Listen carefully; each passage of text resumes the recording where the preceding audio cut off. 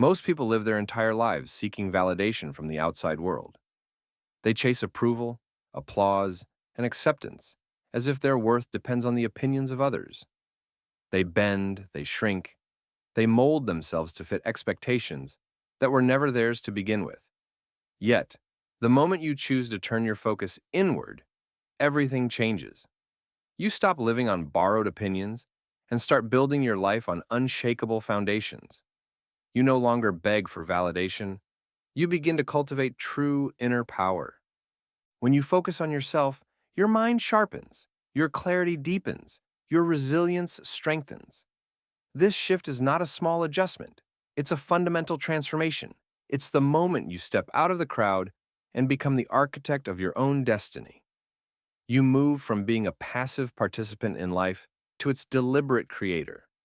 Proverbs 4:23 reminds us, above all else, guard your heart, for everything you do flows from it. Your heart, your inner world, is the fountainhead of your life.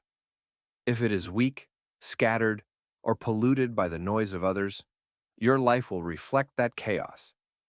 But when it is strong, focused, and pure, your external world becomes a mirror of that strength. Turning your focus inward does not mean ignoring the world. It means mastering your relationship with it. Most people live reactively, constantly adjusting themselves according to every new opinion, criticism, or expectation thrown their way. They hand over the steering wheel of their life to circumstance, gossip, distraction, and approval seeking. They drift, waiting for direction instead of setting their own course. Romans 12:2 speaks to this truth. Do not conform to the pattern of this world, but be transformed by the renewing of your mind. To focus inward is to renew your mind, to carve out your path, to live by intention rather than reaction.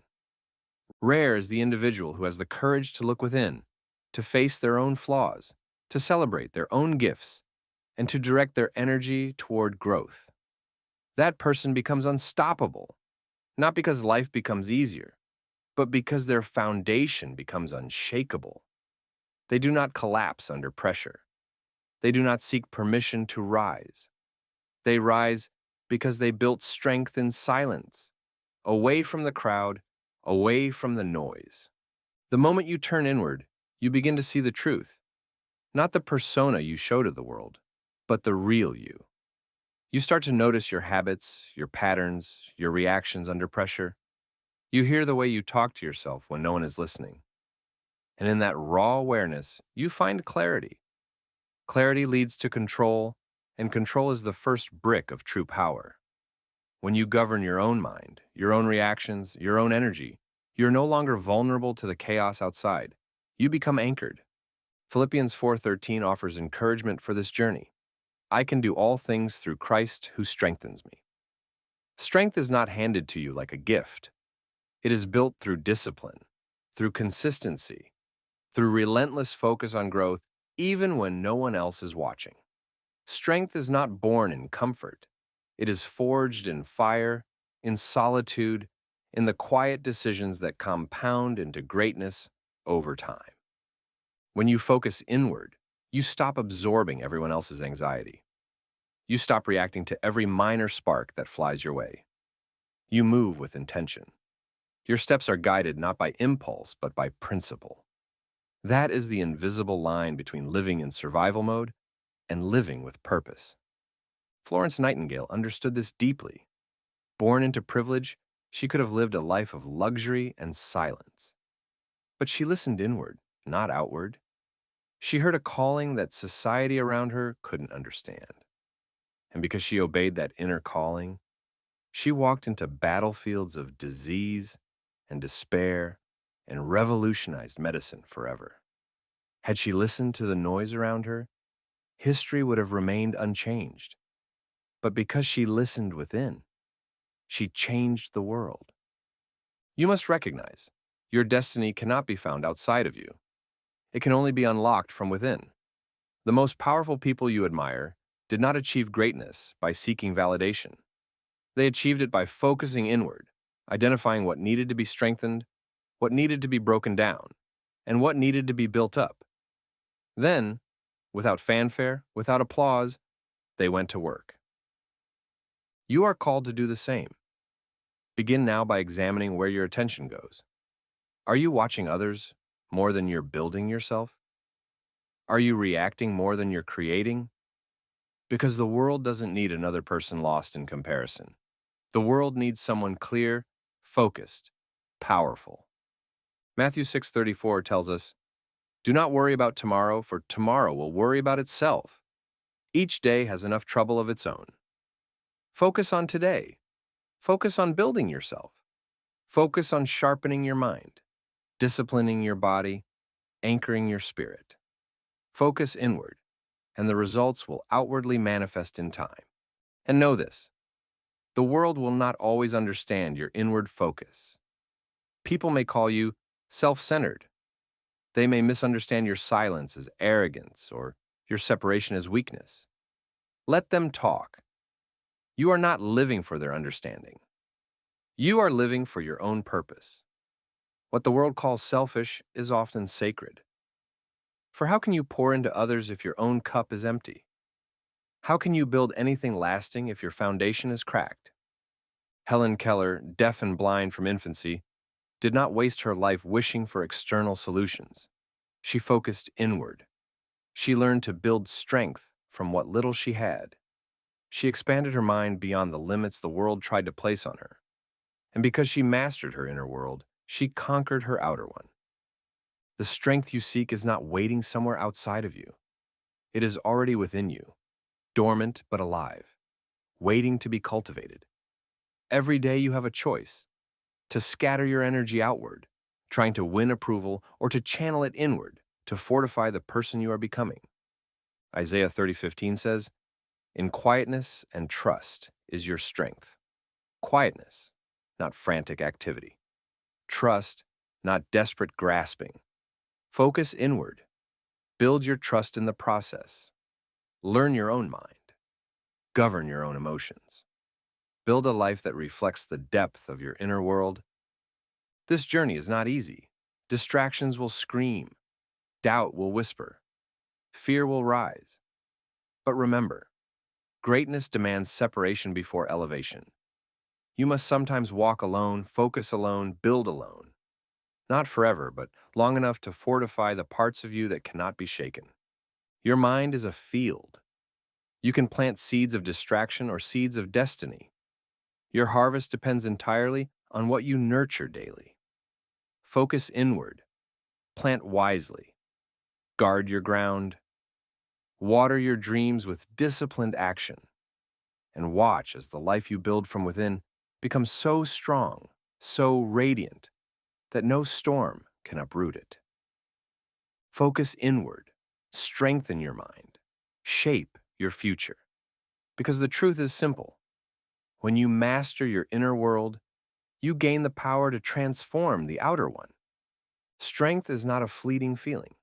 It's not a spark that ignites only when the mood is right or the circumstances are convenient. Real strength, the kind that endures storms and outlasts challenges, is built through focus and discipline. It is forged not in moments of excitement, but in the quiet hours of steady, deliberate action, especially when emotions scream for comfort and retreat. Most people live according to their feelings. If they feel inspired, they move. If they feel tired, they stop. If they feel excited, they commit. If they feel discouraged, they quit.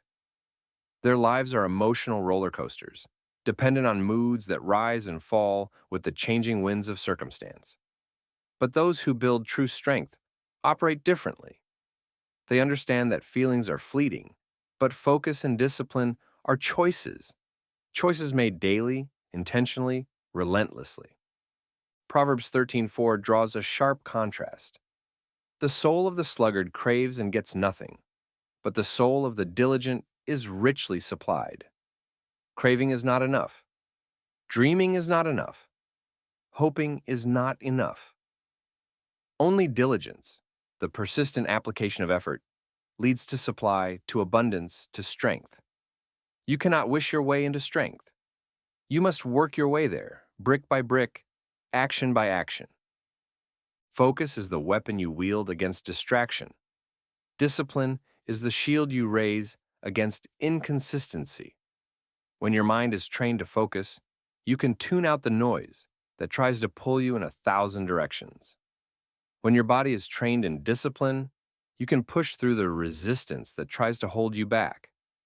Strength is not glamorous when it is being built. It is the alarm clock that rings before dawn. It is the workout you complete when every muscle aches. It is the page you write when inspiration is absent.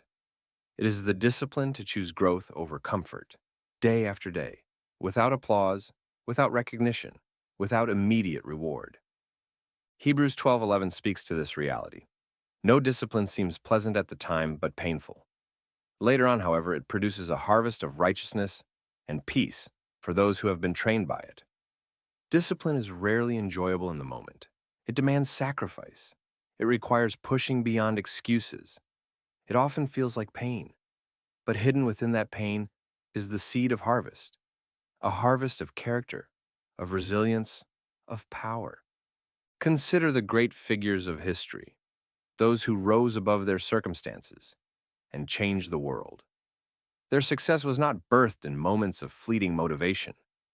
It was born in years of unseen labor. It was the cumulative effect of thousands of disciplined decisions. Thomas Edison did not stumble upon the light bulb in a burst of genius. He failed repeatedly through countless experiments, each time driven not by a rush of excitement, but by relentless focus and unwavering discipline. Strength is built when you show up regardless of how you feel. It's forged in the hours when no one is watching, when no one is clapping, when quitting would be easier, but you stay the course anyway. Every act of discipline is a declaration. I will not be ruled by my moods. I will be governed by my mission. James 1:4 echoes this call to endurance. Let perseverance finish its work so that you may be mature and complete, not lacking anything. Perseverance cannot finish its work if you quit every time the process gets hard. Strength is reserved for those who finish, who stay, who fight, who persist. There is a myth that strength should feel easy, that discipline should be natural, that focus should come without effort. But nothing of value is built in ease. Diamonds are formed under pressure. Steel is forged in fire. Trees sink their deepest roots during storms. And so it is with you. Your strength will not emerge from the easy days. It will be born from the days when every fiber of your being cries out for comfort, and you choose commitment instead. Isaiah 40:31 offers a promise for those who endure. But those who wait on the Lord shall renew their strength. They shall mount up with wings like eagles. They shall run and not be weary. They shall walk and not faint. Waiting here is not passive. It is active trust. It is the disciplined choice to keep moving, keep building, keep focusing, even when the finish line feels distant. Every time you practice discipline, you cast a vote for the person you are becoming. Every time you choose focus over distraction, you reinforce the architecture of your future strength. Small disciplines compounded daily create massive results over time. A single discipline action may seem insignificant in the moment, but added together, they form the foundation upon which greatness stands. Wilma Rudolph, born prematurely and stricken with polio, could have accepted a life of limitation, but she didn't. Through years of disciplined rehabilitation and relentless focus, she transformed herself into an Olympic champion. Her strength wasn't the product of chance. It was the outcome of thousands of choices to rise when it would have been easier to stay down. Strength demands standards. It requires that you set non-negotiables in your life, habits you commit to regardless of mood, regardless of circumstances, regardless of external validation. These standards become the scaffolding of your future. Without them, you drift, pulled by whatever emotion or distraction is strongest in the moment. Colossians 3:23 gives a standard worth living by. Whatever you do, work at it with all your heart, as working for the Lord, not for human masters. Excellence is not for show. It is an offering, a commitment to your highest potential. Discipline ensures that your effort matches the destiny you claim to seek.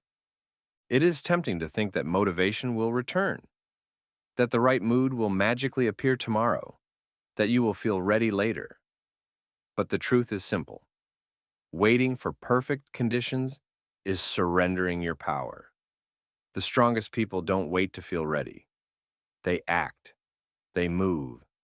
They trust that discipline will create the feelings they seek. The first few steps may feel forced. The first few days may feel like drudgery, but over time, as focus sharpens and discipline deepens, momentum takes over. What once required effort becomes your new normal. What once felt heavy becomes your strength. Every act of disciplined focus builds mental muscle. Every time you stay committed when it would be easier to quit, you carve resilience into your character. Every small victory over comfort, every quiet act of perseverance, every unnoticed moment of staying the course, it all matters. It all adds up. Strength is not a gift. It is not inherited. It is built. It is earned.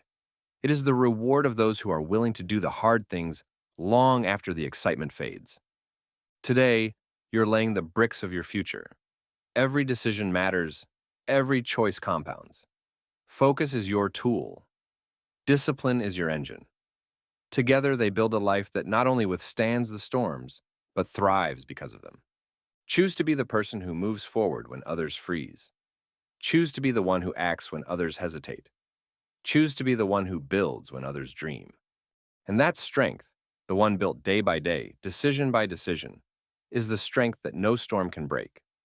In a world obsessed with appearances and performance, focusing on yourself is often misunderstood.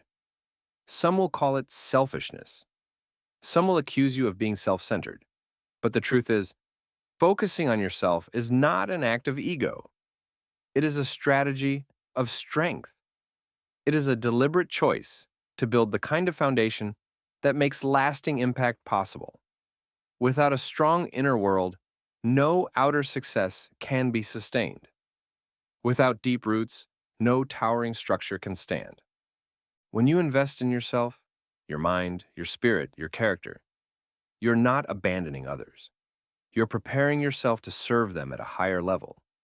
You're forging resilience, clarity, and purpose so that when the time comes to lead, to guide, to influence, you are ready. Proverbs 4:23 instructs, "Above all else, guard your heart, for everything you do flows from it." Your heart is the wellspring of your life. If it is poisoned by insecurity, scattered by distraction, or broken by self-neglect, then everything you attempt to build externally will reflect that weakness. Focusing on yourself is a commitment to mastery.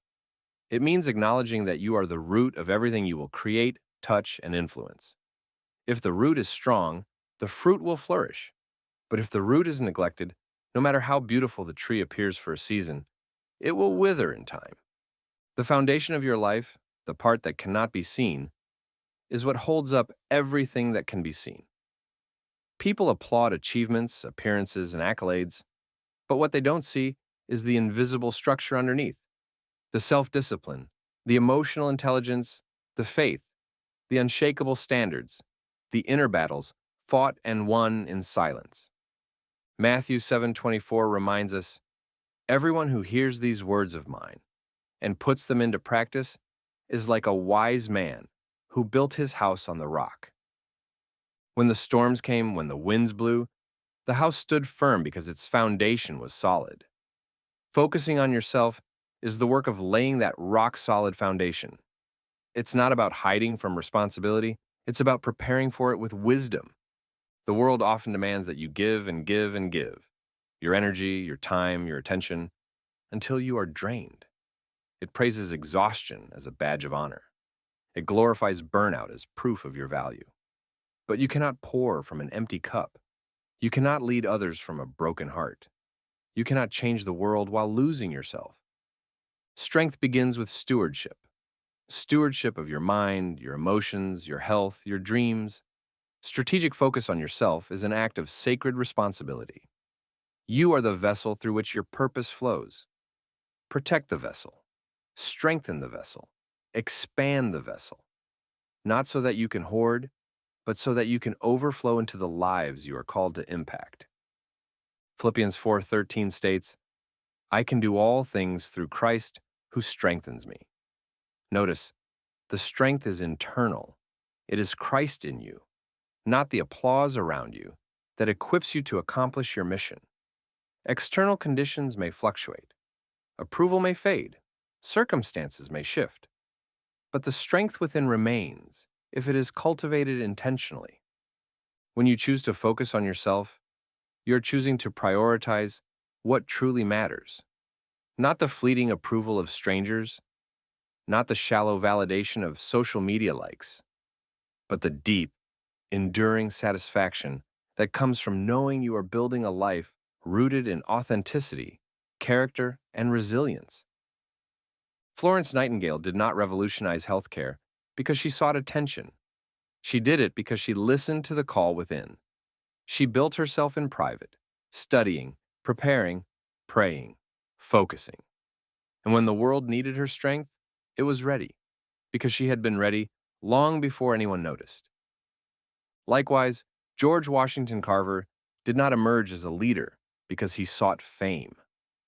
Born into slavery, with little access to education, he quietly focused on developing his mind, refining his skills, and strengthening his spirit. His inner world was fortified long before the world recognized his contributions. Focusing on yourself requires setting boundaries. You must be willing to say no to distractions, to draining relationships, to activities that pull you away from your higher purpose. You must protect your mental and emotional energy like the priceless resource it is.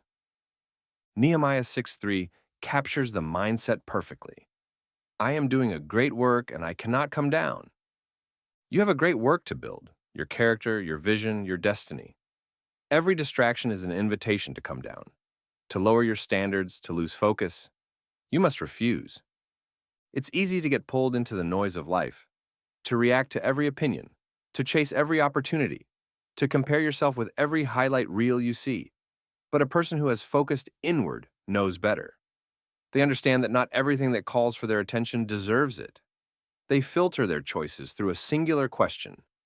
Does this align with my mission? When you focus on yourself, you stop trying to fix what is outside of your control. You stop waiting for conditions to be perfect.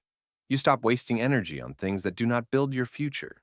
You redirect that energy inward, fortifying your mind, sharpening your skills, deepening your roots.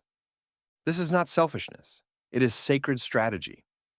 Isaiah 30:15 reminds us, in quietness and trust is your strength. Strength does not shout. It does not beg for approval. It grows in silence, in the still spaces where you confront your fears, refine your focus, and rebuild your faith.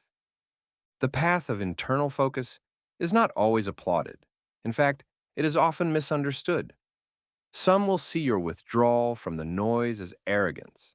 Some will mistake your silence for weakness. But you must remember, you are not living for their understanding. You are living for your calling.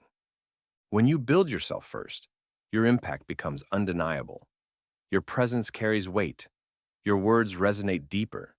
Your leadership stems not from insecurity needing validation, but from strength offering vision. Harriet Tubman became a beacon of freedom, not because she chased recognition, but because she cultivated unbreakable inner strength. She didn't wait for permission to lead. She led because she had built the courage to trust her own vision over the fears of the world. Likewise, you're called to lead your life from the inside out, to build not just a reputation, but a character that can withstand any storm, to focus not just on achievements, but on becoming the kind of person who can sustain success without losing their soul. True focus on yourself demands sacrifice. It requires you to walk away from distractions, from popularity contests, from instant gratification. It demands that you embrace the long game, the slow, steady, and visible work of becoming. But the reward is incomparable. When you are strong within, you do not crumble under pressure. You do not compromise your values for acceptance. You do not chase validation. You carry it within you. You become the kind of person who not only survives storms, but leads others through them. You become a force of nature, not because you sought to impress the world, but because you first committed to master yourself. Focusing on yourself is the greatest gift you can give to the world, because the stronger you are within, the greater the impact you will make without. So guard your heart, train your mind, strengthen your spirit, build your foundation. And when the world sees the fruits of your labor, it will not be because you sought their applause. It will be because you answered a higher calling, one that started and was sustained within. Greatness does not begin in noise. It does not grow in the clamor of external validation or in the endless chase of approval. True greatness is born in silence. It is forged in the quiet places, in the unseen hours, where you're left alone with nothing but your thoughts, your fears, and the raw, unfiltered truth about who you really are. Most people run from silence because silence demands confrontation. In the absence of distraction, you're forced to face yourself, your doubts, your flaws, your failures. You're stripped of the comfortable illusions you wear for the world and exposed to the reality that hides beneath. Yet, it is precisely in this brutal honesty that greatness begins. Proverbs 27:19 tells us, "As water reflects the face, so one's life reflects the heart." In solitude, you see the reflection of your true heart, not the polished version you present to others, but the authentic version, the fears you have ignored, the habits you have excused, the dreams you have buried. In silence, you cannot hide from yourself, and that is a gift, not a curse. Radical honesty is the birthplace of transformation. When you are willing to admit where you have been lazy, where you have been fearful, where you have been undisciplined, you reclaim your power. As long as you deny or excuse your weaknesses, you are a prisoner to them. But the moment you face them with brutal honesty, you begin the work of overcoming them. John 8:32 declares, "Then you will know the truth, and the truth will set you free." Notice, truth comes first. Freedom follows. Most people seek freedom without confronting truth. They want change without responsibility, growth without discomfort. But you cannot be set free from chains you refuse to acknowledge. The chains of insecurity, of procrastination, of victimhood. They only break when you name them and claim authority over them. Now, solitude sharpens you. It teaches you to listen, not to the noise of the world, but to the whispers of your own soul. It trains you to recognize the difference between temporary discomfort and true danger, between fleeting emotions and enduring values. In solitude, you learn to discern your real priorities, not the ones imposed upon you by culture or convenience. Isaiah 30:15 reminds us, "In quietness and trust is your strength." Strength is cultivated in quietness, not in the rush of performance, not in the applause of the crowd, but in the sacred stillness where you sit alone with your mission, your flaws, and your unwavering commitment to rise higher. Silence strips away the masks. In stillness, you cannot pretend. You cannot blame others. You cannot rationalize your stagnation. You are left with the simple, searing question, am I who I say I am? And if the answer is no, you have two choices: retreat back into distraction or step forward into transformation. Transformation demands radical honesty because without it, any growth you attempt will be built on a foundation of lies. You cannot build resilience if you lie about your weaknesses. You cannot build mastery if you lie about your laziness. You cannot build greatness if you lie about your motives. When you tell yourself the truth, even when it stings, you lay the first brick of a new foundation. You move from fantasy to reality. You move from dreaming about change to creating it. Consider the lives of those who changed history. They were not insulated from pain or failure. They encountered both repeatedly. What set them apart was their willingness to confront themselves in silence, to face brutal truths without flinching, and to use those truths as the raw material for transformation. Harriet Tubman listened inward before leading others outward. She faced her fears, her doubts, her enormous challenges in the silent recesses of her mind before she ever stepped into the dangers of guiding others to freedom. Her greatness was not an accident. It was the product of radical internal mastery. Likewise, your greatness will not come because you pretend you have no weaknesses. It will come because you face them with courage, learn from them, and grow beyond them. There is a sacred power in admitting, I was wrong. I was lazy. I was afraid. But I will not stay that way. That sentence is more powerful than 1,000 empty affirmations because it is rooted in truth. And truth, once accepted, becomes the fuel for transformation. Romans 12:2 instructs, be transformed by the renewing of your mind. Renewing your mind requires the death of old patterns. Patterns built on lies, on excuses, on false narratives about who you are and what you are capable of. Renewal begins the moment you strip away the falsehoods and embrace the naked, uncomfortable truth. Stillness teaches you to stop outsourcing your identity. It forces you to stop measuring your worth by likes, by applause, by approval. In silence, you remember that your value is intrinsic, not conditional. You are not what others say you are. You are what you choose to become. But the path of silence and radical honesty is not for the faint of heart. It is a narrow road. It requires courage to sit with your failures without flinching, to admit your fears without surrendering to them, to acknowledge your flaws without allowing them to define you. Most people will avoid this road because it is painful. They will choose distraction over reflection, entertainment over introspection, noise over truth. But the few who embrace silence, who lean into radical honesty, will rise. They will forge an inner strength that no storm can shake. Wilbur and Orville Wright spent years in obscurity, facing countless failures before they achieved flight. Their greatness was not born in public triumphs. It was built in private trials, in the silence of workshop nights, in the brutal honesty of recognizing every mistake and using it to refine their approach.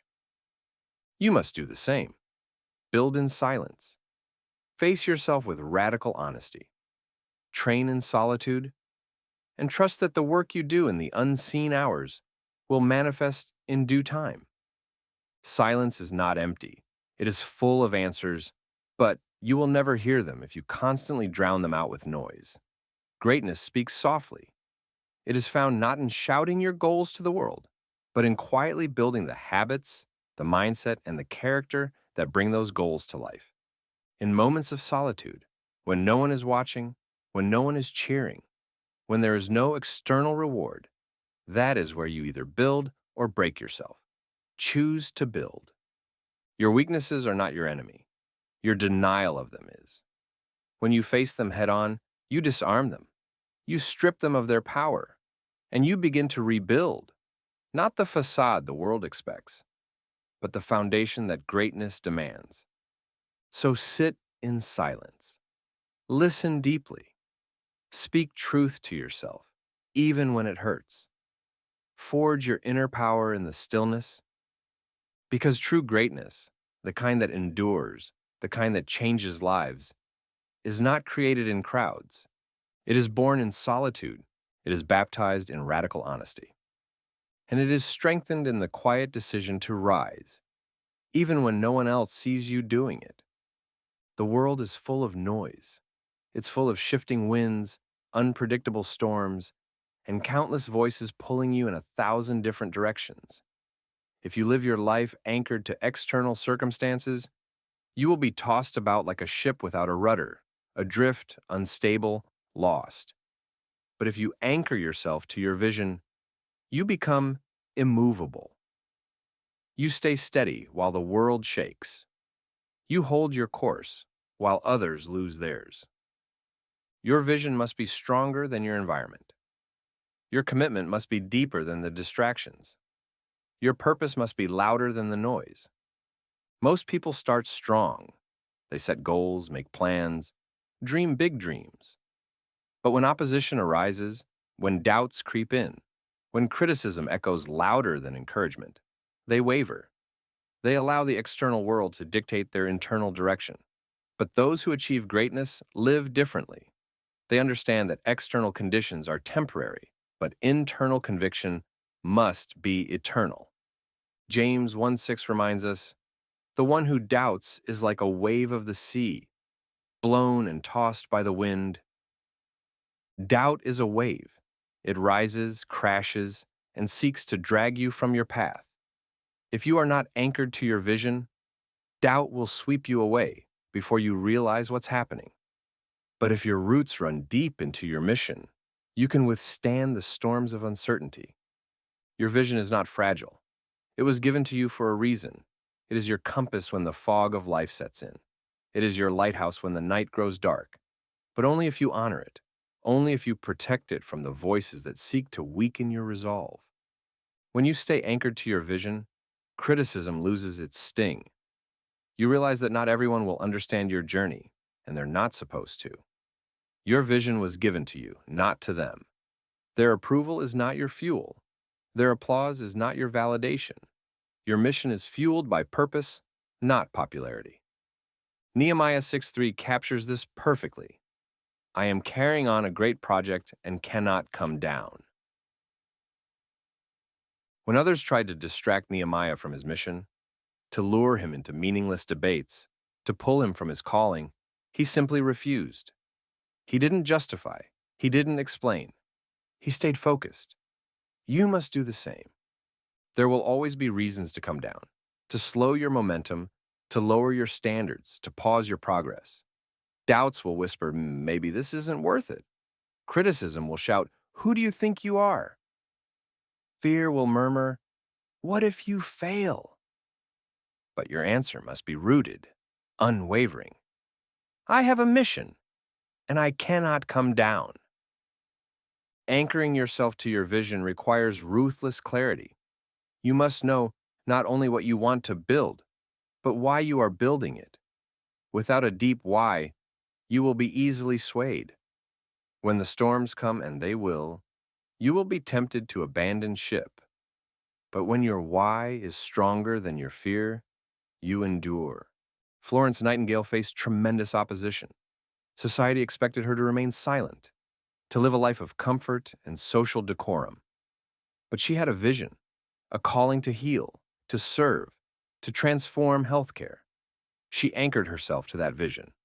She faced criticism, resistance, and political obstacles, yet she never allowed the noise to drown out her purpose. You must understand, your circumstances are not permanent. Your current obstacles are not eternal. Seasons change, storms pass, but your vision, if protected, remains. Romans 8:28 reminds us, "And we know that in all things God works for the good of those who love him, who have been called according to his purpose."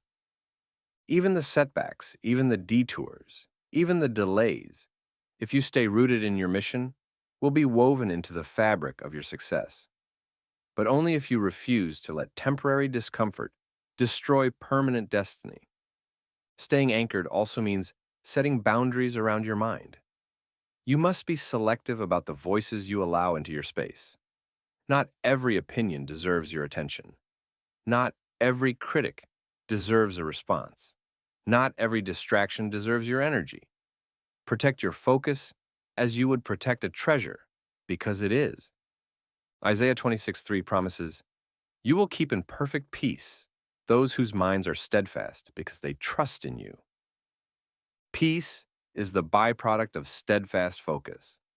Turmoil comes when you allow your mind to chase every fear, every criticism, every unexpected change. But steadfastness, being anchored, creates a stillness that chaos cannot touch. You must make a decision daily. Will I be ruled by my circumstances or anchored by my vision? When the economy shifts, when relationships strain, when critics rise, will you adapt your commitment to your environment? Or will you stay true to the mission planted inside you? The choice is yours, and it's made not once, but every single day. Every morning you must reaffirm your commitment. Every evening you must realign your focus, not because you are weak, but because even the strongest minds drift without vigilance. Harriet Tubman never waited for perfect conditions. She never expected an easy path.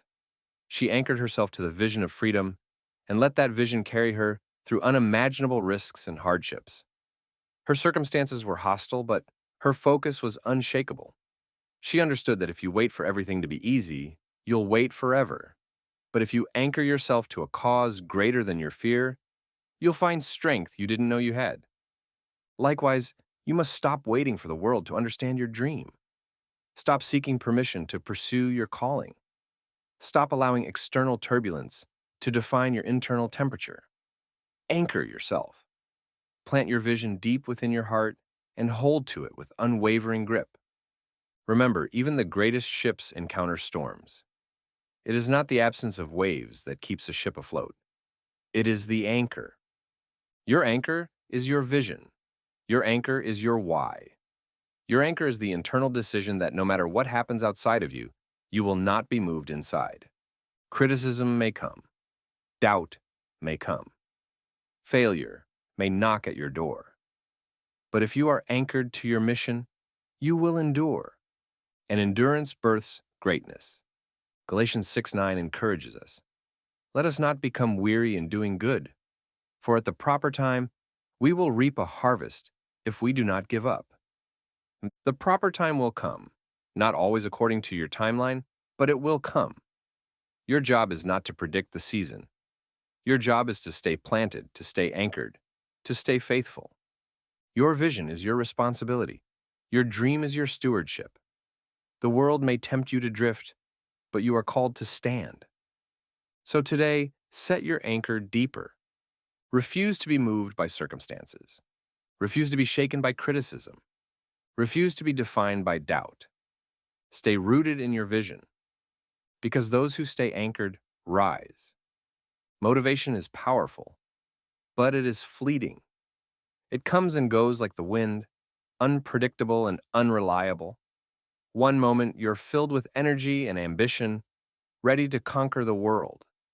The next, you're weighed down by fatigue, doubt, and distraction. If you rely solely on motivation to build your life, you will live in cycles of inconsistency. You will start strong but finish weak. You will dream big but accomplish little. True transformation does not come from occasional bursts of inspiration. It comes from consistent discipline, the small, repeated choices you make daily, especially when you don't feel like it. It's not the grand gestures, the emotional highs, or the moments of excitement that shape your destiny. It's the quiet, unseen, disciplined actions you commit to every single day. Galatians 6:9 reminds us, "Let us not grow weary of doing good, for in due season we will reap if we do not give up." Notice, the reward is not promised to those who start with enthusiasm, but to those who continue with endurance. Motivation might get you started, but discipline keeps you moving. Motivation is a feeling. Discipline is a decision. Feelings are fickle. Decisions, when rooted in conviction, are steadfast. Look around you. How many dreams have died because the initial excitement faded? How many goals were abandoned because the emotions that once fueled them grew cold? The world is filled with the graves of potential. Projects begun in passion, but buried by procrastination. Not because the vision was wrong, but because the discipline was missing. Hebrews 12:11 gives it to us plainly. No discipline seems pleasant at the time, but painful. Later on, however, it produces a harvest of righteousness and peace for those who have been trained by it. Discipline is painful in the moment. It demands sacrifice when comfort calls. It demands persistence when ease tempts you to quit. But hidden inside that pain is the seed of transformation, a harvest that cannot be obtained any other way. Every small decision matters. Every early morning you rise to pursue your craft, every workout you push through, Every book you finish reading when you'd rather scroll your phone, every small act of discipline is a brick laid in the structure of your future. Success is not an event, it is a process. And the process is boring to those addicted to instant gratification. It is repetitive to those who crave constant stimulation. It is slow to those who measure progress only by visible milestones. But to those who understand the power of discipline, the process is sacred. 1 Corinthians 9:24-25 urges us, "Do you not know that in a race all the runners run, but only one receives the prize? So run that you may obtain it." Every athlete exercises self-control in all things. Greatness is reserved for those who are willing to practice self-control, not sporadically, but consistently. You don't build strength by going to the gym once a month when you feel inspired. You build it by showing up day after day, even when you're tired, even when progress feels invisible. You don't master a skill by practicing only when it's convenient. You master it by returning to it again and again until excellence becomes your new normal. The world celebrates the outcome, but discipline lives in the process. It lives in the days when no one is clapping for you. It lives in the moments when you're tempted to take shortcuts, but you choose the long, hard road instead. Wilma Rudolph, once crippled by polio, became the fastest woman in the world, not because of momentary motivation, but because of years of disciplined training. She didn't allow her circumstances to dictate her destiny. She didn't wait for inspiration to find her. She built her future one painful, persistent step at a time. You must understand, emotion cannot be your master. If you only move when you feel like it, you will rarely move at all. Discipline must become your default. It must become the standard by which you live, not an option you entertain when it's convenient. Thomas Edison famously said, "Genius is 1% inspiration and 99% perspiration." The same is true of transformation. It's not about the flashes of brilliance, it's about the daily grind, the habits that seem insignificant but, over time, become unstoppable momentum. James 1:4 says, "Let perseverance finish its work, so that you may be mature and complete, not lacking anything." You must allow discipline to do its work, even when it feels slow, especially when it feels slow. Because real transformation is not instant. It is gradual. It is earned. When you choose discipline over comfort, you are casting votes for the future version of yourself. Each small discipline act builds the identity you are stepping into. Every time you choose to stay the course, even when motivation fades, you are proving to yourself that your mission matters more than your mood. Discipline teaches you resilience. It shows you that you can do hard things. It shows you that your feelings are not your master, that you can feel tired, uninspired, uncertain, and still take powerful action. Isaiah 40:31 promises, "But those who wait on the Lord shall renew their strength. They shall mount up with wings like eagles. They shall run and not be weary. They shall walk and not faint." Strength is renewed not by passively waiting for perfect feelings, but by actively committing to the process day after day. Motivation is like the spark that lights a fire. Discipline is the wood you keep stacking to make sure the fire doesn't burn out. Without consistent fuel, the flame dies. Without consistent discipline, the dream dies. You must fall in love with the process. You must learn to celebrate the small victories, the early mornings when you wanted to sleep in but got up anyway, the study sessions when your mind wandered but you refocused, the workouts when every muscle hurt but you pushed through. These small wins accumulate into massive transformation over time. Remember, the strongest structures are not built overnight. They are built brick by brick, layer by layer. Your future is no different. Every decision to discipline yourself today lays another brick. Every act of consistency lays another stone in the foundation of the life you're building. So stop waiting for motivation to strike. Stop hoping for perfect conditions. Choose discipline. Choose consistency. Choose the small daily actions that may seem invisible now, but will become undeniable later. Because transformation is not found in a moment. It is found in a lifetime of disciplined choices. It is not found in the roar of temporary motivation, but in the quiet, relentless rhythm of commitment. Today matters. Your habits matter. Your choices matter. So show up. Lay another brick. Take another step. Honor your vision with disciplined action. Because one day you will look back not with regret, but with pride. You will see a life built not on fleeting motivation, but on the rock-solid foundation of unwavering discipline. And that life, that legacy, will be unshakable. Focus is not merely a product of willpower, it is a product of environment. You can have the strongest intentions in the world, but if your surroundings are filled with clutter, chaos, and constant distractions, your mind will mirror that disorder. You cannot create a sharp, disciplined life while living in an environment that pulls you in 1,000 directions. If you want to master focus, you must first master the space and habits that support it. Your environment is not neutral. It is either reinforcing your discipline or eroding it. It is either lifting your focus or dragging it down. The atmosphere you build around you speaks silently to your mind every moment of the day. A cluttered desk whispers confusion. A disorganized schedule screams chaos. A messy room plants seeds of procrastination. Conversely, an orderly space and structured routines cultivate clarity, urgency, and action.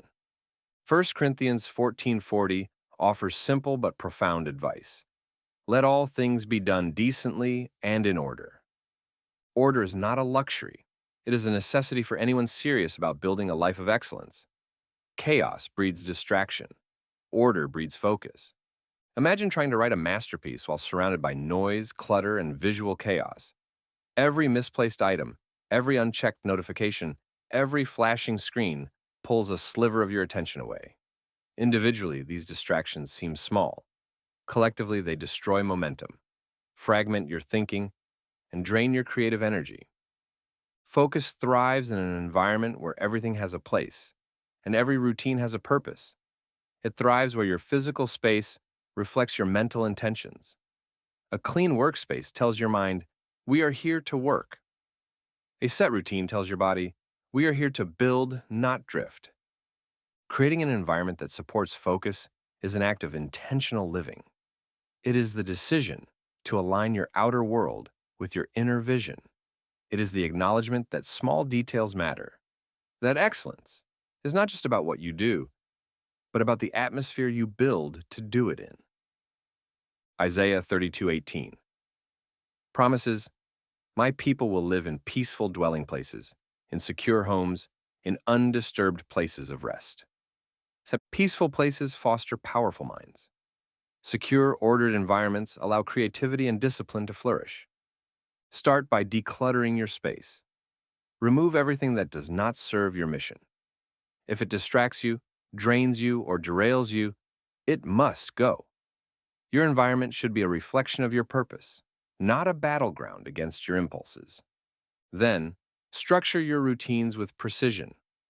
Morning routines, work sessions, workout times, reflection periods.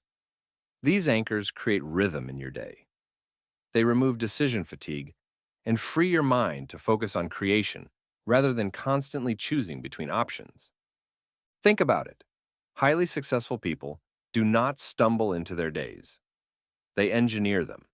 They design their mornings, protect their work hours, prioritize their rest.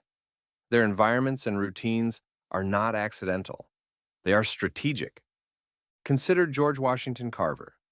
Born into slavery facing unimaginable odds, he rose to become a world-changing scientist and innovator. How? Through intense focus and daily discipline. His environments were laboratories of order. His days were governed by routines that protected his energy and magnified his genius. You must do the same. Protect your energy. Build spaces where your best self can thrive.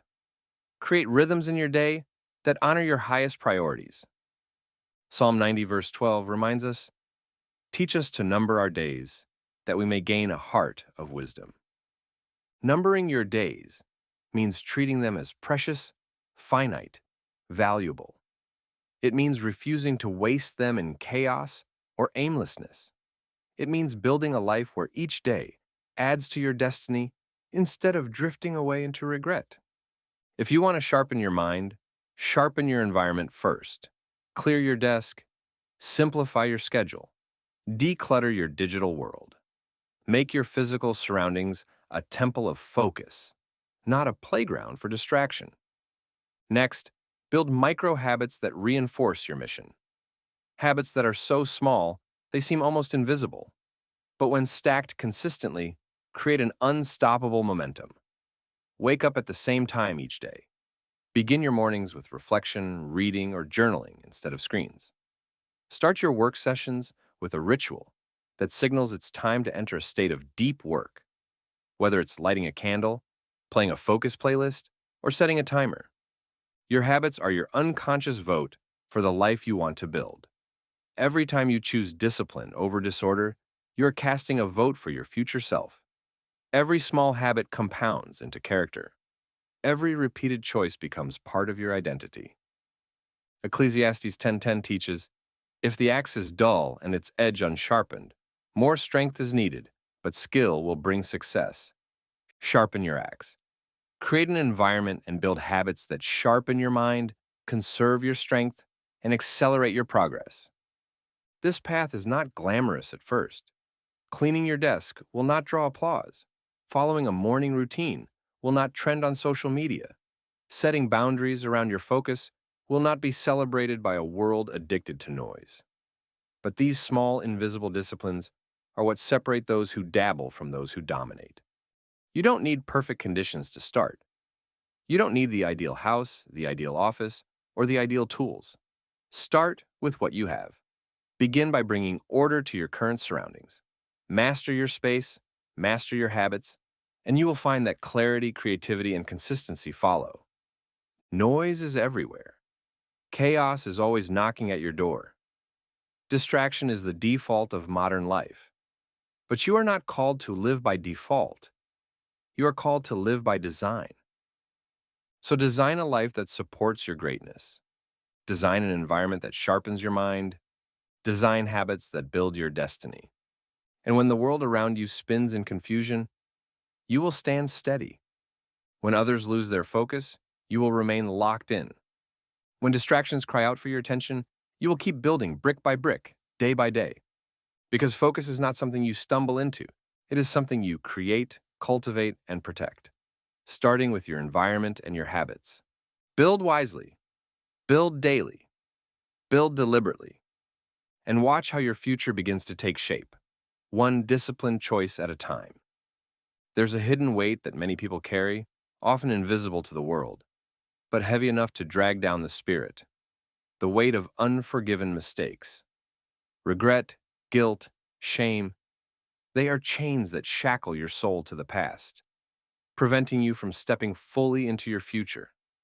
No matter how talented, driven, or well-intentioned you are, you cannot move forward while clinging to the debris of old failures. Self-forgiveness is not a luxury. It is a necessity. Without it, every step you take toward growth will be slowed by the memories you refuse to release. Without it, your dreams will always feel just out of reach, as if some invisible force is pulling you backward. That force is not the judgment of others. It is your own unresolved judgment against yourself. First, John 1:9 offers this profound truth. If we confess our sins, He is faithful and just to forgive us our sins and to cleanse us from all unrighteousness. Notice, forgiveness is not earned, it is given. It is a cleansing, a setting free. And if divine forgiveness is so readily available, who are we to withhold forgiveness from ourselves? Many people believe that holding on to guilt is a form of penance, that if they punish themselves long enough, it will somehow make up for their mistakes. But guilt was never meant to be a lifelong sentence. Its only purpose is to awaken you, to highlight the need for change. Once it has done its job, it must be released. To carry guilt long after you've learned its lesson is not noble. It is destructive. It keeps you living in cycles of shame, repeating old patterns, afraid to fully rise. Guilt paralyzes progress. Shame silences dreams. Regret chains you to chapters you were meant to outgrow. Isaiah 43:18 to 19 speaks directly to this. Forget the former things. Do not dwell on the past. See, I am doing a new thing. You cannot embrace the new thing if your hands are still clinging to the old. You cannot walk through doors of opportunity if you are dragging the weight of yesterday's failures behind you. Forgiving yourself does not mean excusing your mistakes. It does not mean pretending they didn't happen. It means acknowledging them fully, owning them with radical honesty, and then choosing to move forward anyway. It means deciding that your past will be a teacher, not a prison. The greatest leaders, innovators, and creators were not perfect people. They stumbled, they fell, they failed. But they refused to let failure become their identity. They learned, they adapted, they forgave themselves and moved on. Harriet Tubman didn't dwell on every wrong turn she took or every fear she faced. She focused on the next mission, the next life to free, the next step forward. She knew that lingering in regret would only slow her purpose. Likewise, you must understand that the future you desire cannot be built on a foundation of self-condemnation. It must be built on a foundation of grace. Grace for yourself. Grace that acknowledges, yes, I failed. Yes, I fell short. But that is not where my story ends. Romans 8:1 declares, "There is therefore now no condemnation for those who are in Christ Jesus." No condemnation, not even from yourself. If you continue to condemn yourself for past mistakes that have already been covered by grace, you are fighting a battle that has already been won. Self-forgiveness is an act of trust. Trust that growth is possible. Trust that redemption is real. Trust that your identity is not defined by your worst moment, but by what you choose to become afterward. Forgiving yourself also requires releasing the story you keep telling yourself. Every time you replay your mistakes, every time you rehearse your regrets, you are reinforcing a narrative that chains you to your past identity. To truly forgive yourself, you must rewrite the story. You must replace "I failed" with "I learned." You must replace "I am broken" with "I am growing." You must replace "I am unworthy" with "I am redeemed." Philippians 3:13 to 14 gives us the mindset needed for this. Forgetting what is behind and straining toward what is ahead, I press on toward the goal to win the prize. Forgetting here does not mean erasing memories. It means choosing not to be controlled by them. It means refusing to let the past dictate your future. The longer you hold on to guilt, the more it saps your energy. It drains your creativity. It clouds your clarity. It convinces you that you are not worthy of success, love, leadership, or purpose. But none of that is true. You are not the same person you were when you made that mistake. You have grown. You have evolved. You have learned. Holding on to guilt is like punishing a new version of yourself for the mistakes of an old version that no longer exists. Imagine trying to run a race while dragging heavy chains. No matter how fast or strong you are, the weight will eventually exhaust you. The same is true with unresolved guilt. It will weigh you down until you either drop it or give up entirely. Today, you have a choice. You can continue carrying the chains of guilt, or you can choose to set them down and walk into your future free. Forgiving yourself is not a feeling, it is a decision. A decision to stop defining yourself by your failures, a decision to stop living in the shadows of regret, a decision to start building a new life, one brick of grace, growth, and purpose at a time. It is not weakness to forgive yourself. It is strength. It takes courage to look at your own flaws and say, "I am not defined by this." It takes maturity to say, "I will learn, I will grow, and I will rise." Clara Barton, the founder of the Red Cross, once said when reminded of a past offense, "I distinctly remember forgetting that." She chose not to dwell in old wounds. She chose to move forward, focused on healing rather than hurting. You must do the same for yourself. Psalm 103:12 gives us one of the most beautiful pictures of forgiveness. As far as the east is from the west, so far has he removed our transgressions from us. If God is willing to cast your sins so far away, why would you cling to them? Let today be the day you forgive yourself, not someday, not when you feel like it.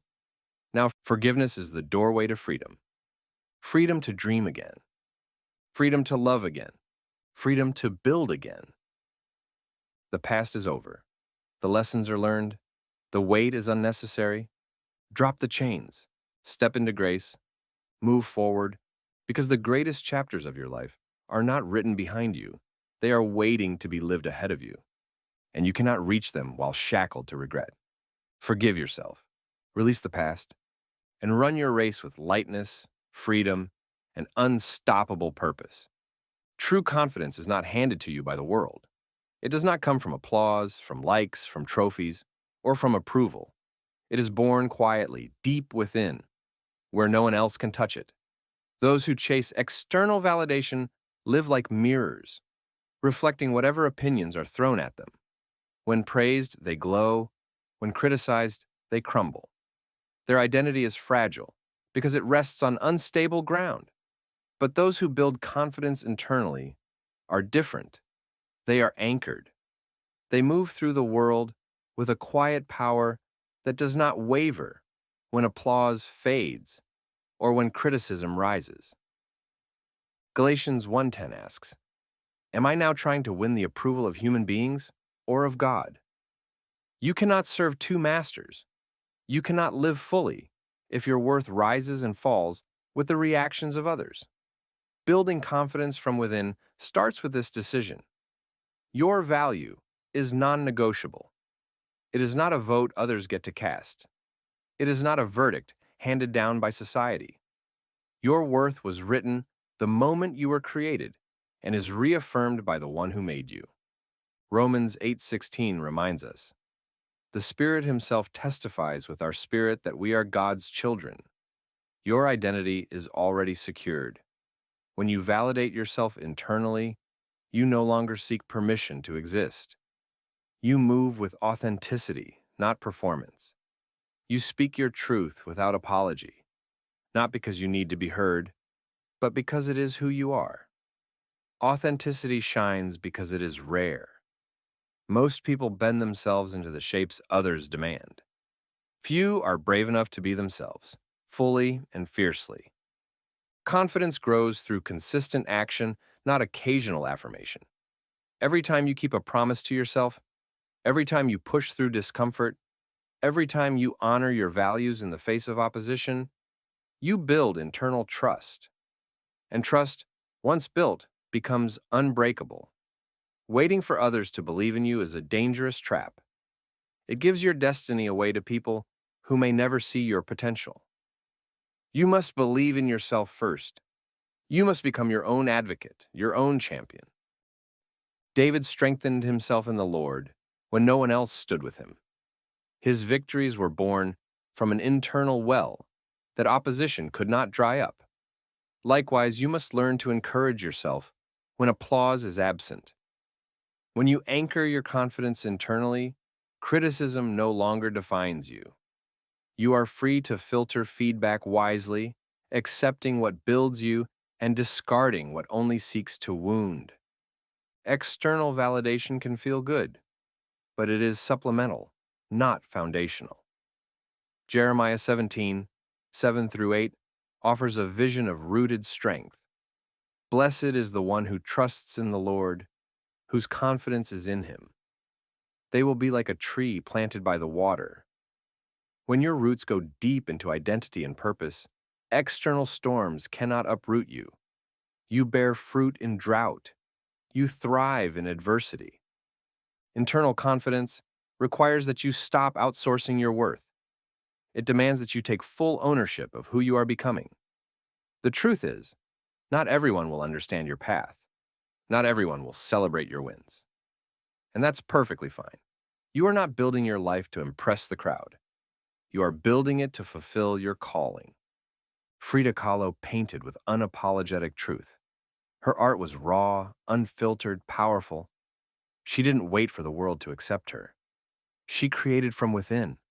She lived from within. And because she refused to dilute her authenticity, her legacy outlasted her critics. You must do the same. You must walk with the certainty that your voice matters, even when it is misunderstood. You must move with the conviction that your worth is settled, even when it is questioned. Every time you live authentically, you train your spirit to trust you more.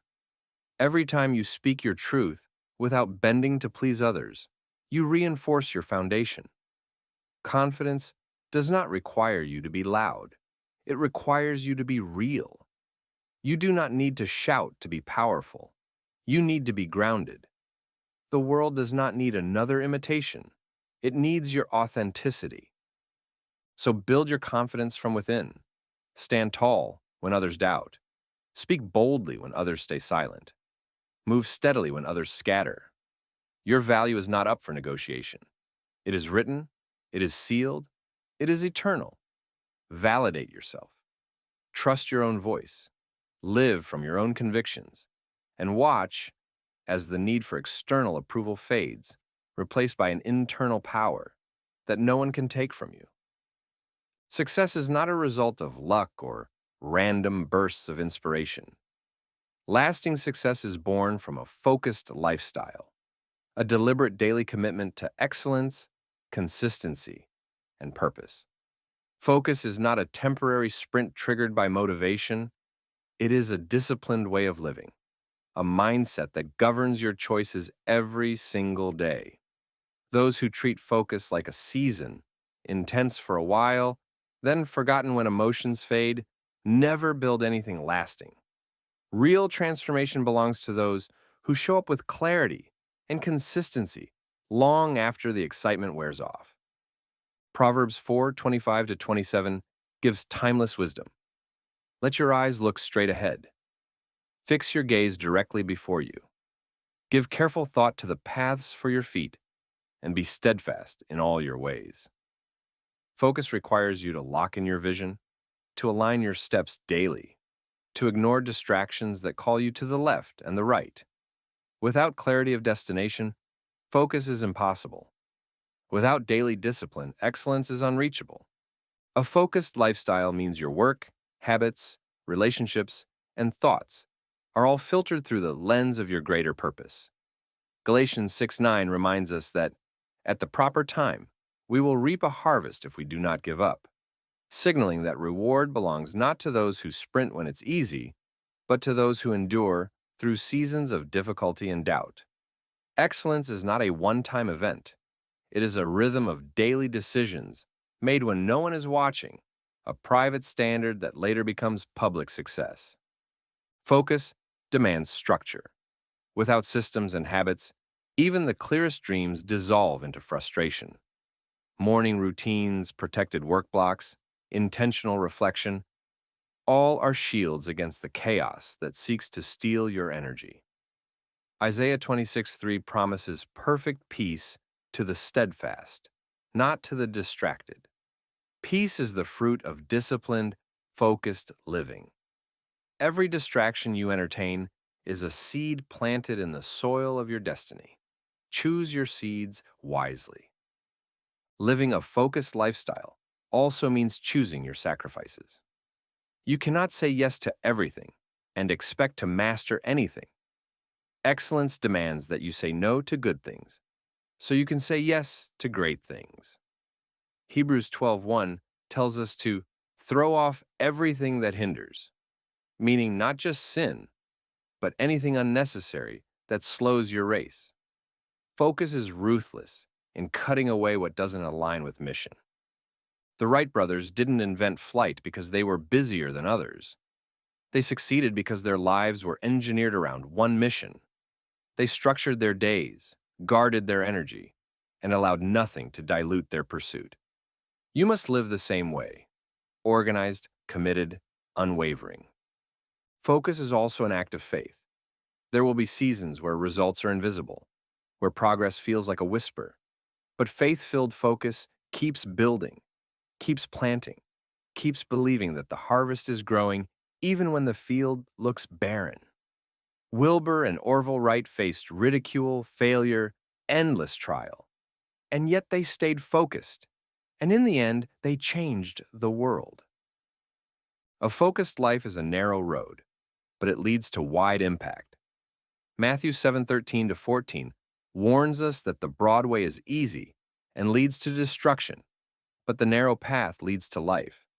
Staying focused will cost you comfort, but it will reward you with a legacy.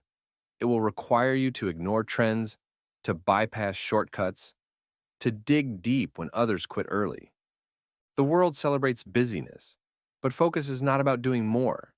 It's about doing what matters most, better, and longer than anyone else. It's about mastering yourself when others drift. It's about showing up when others sleep. It's about sharpening your craft when others chase distractions. Success does not go to the most talented or the most inspired. It goes to the most focused, those who decide to anchor their lives around a mission, who remove every weight, who build habits of excellence, who trust the slow, invisible work of daily discipline, and who refuse to be seduced by noise or swayed by temporary applause. Today is not about finding motivation. It's about choosing discipline. It's about choosing your focus. It's about recommitting to the mission and building a life where every habit, every decision, every moment echoes your true purpose. Because lasting success does not belong to those who move intensely for a season.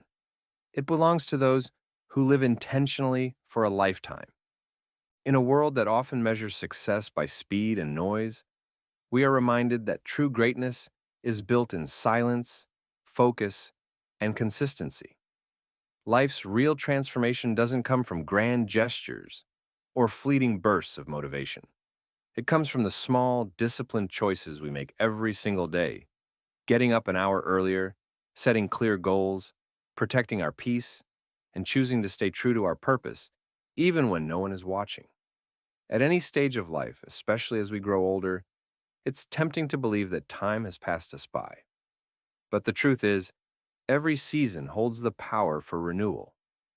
You are never too old to sharpen your mind, to realign your habits, to walk toward a vision that still lives within you. A focused life, one built on internal validation rather than chasing outside approval, is the key to leaving a meaningful legacy. It's about letting go of past regrets, forgiving yourself, and planting new seeds every day.